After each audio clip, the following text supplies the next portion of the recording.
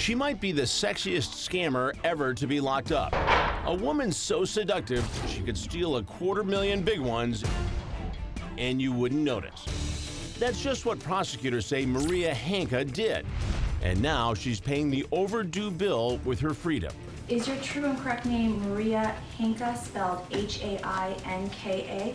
Yes. Crime Watch Daily has been tracking the sensational story of the scam artist since her arrest earlier this year. But now, Maria, seen here in court, looks pained as she's forced to acknowledge her real name, one of about 7 aliases she used to scam her victims. Maria Hendricks, Maria Hainka, Maria Hendricks Hainka, Gigi Hendricks, Gigi Hainka, and then the names of the victims that she's assumed. She's very good at manipulating people to get what she wants, which is money at the end of the day. The serial scammer has been running highfalutin cons for years, but her days of champagne wishes and caviar dreams may be over.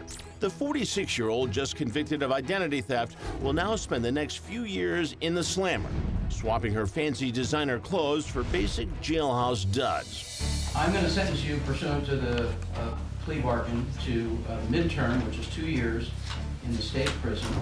Cops nabbed the con artist at the posh Four Seasons Hotel in Santa Barbara after they say she racked up a nearly $250,000 bill trying to use other people's money. For Maria, when she would take somebody's identity, she did it for luxurious hotel rooms at $2,000 to $3,000 a night. She would do it for spa treatment every day, going to the bar, buying rounds of drinks for 10 or 15 people, running up a tab of $700 to $1,000. Crime Watch Daily obtained the charging documents, 7 felony counts, including identity theft, grand theft, and forgery. An impressive rap sheet for a small-town girl who came to the big city with stars in her eyes. I think she is one of these people that always wanted to probably be famous or have a good life, and rather than work for it, she pretends to be somebody else and takes over that identity and fulfills her life that way. The team who foiled Maria's crime spree, an elite multi-agency task force, the LAPD, the FBI, Homeland Security, and the LA Sheriff's Department. She'd probably burn an identity every 90 days or so and then have to get another one. Detectives say the fraudster would lure people into her web of lies by cooking up elaborate stories. She allegedly posed as a modeling agency owner, an heir to the Getty oil fortune, and the daughter of NASCAR racing royalty Rick Hendrick. And when it comes to her victims, cops say she plays on both teams. There was evidence in the electronic devices that we seized that she was portraying herself to be a heterosexual and a lesbian. She's bisexual, so she would manipulate both the men and the women. The LA Sheriff's Department says Maria's MO is like a modern-day version of an old con job, using short-term rental websites to gain access to homes, grab the owner's ID, and open new lines of credit. A husband and wife left the country for about 90 days. They rented their home to Maria Hendricks. When they returned, they realized that their mail had been diverted to a P.O. box without their permission, and their identity was stolen.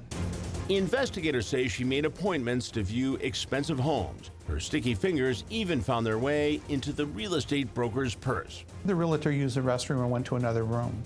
Well, Maria went through the purse, obtained her personal identifying information, and a short time later, the realtor was the victim of identity theft. She could sell you like a little piece of dirt to make it look like gold. That's Maria's former husband, Chris Hansen. The couple dated for 8 months and tied the knot, but Chris says it wasn't long before she stole his heart and then his wallet. It's her charm, you know, like she can get anything she wants. Chris says he divorced Maria, claiming she used his best friend's credit card to throw him a lavish birthday party.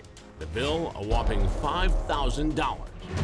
For the foreseeable future, Maria will be finding her real identity in jail, but detectives suspect even putting her in the clink won't curtail her devious ways. It's hard because when she gets out, she's going to do this again. It's just a never-ending cycle to get out quickly and reoffend. We just don't have enough resources to keep up with it.